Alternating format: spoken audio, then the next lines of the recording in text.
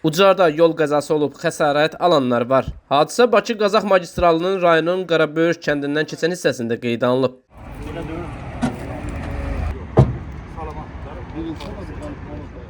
Hərəkətdə olan Hyundai Elantra markalı minik maşını ilə traktor toqquşub.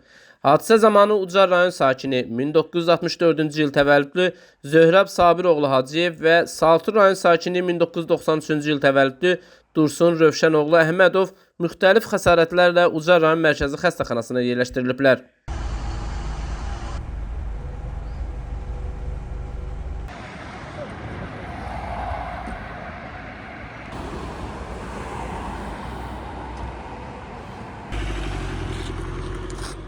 Hadisə yerinə hüquq mühafizə orqanlarının əməkdaşları cəlb olunub.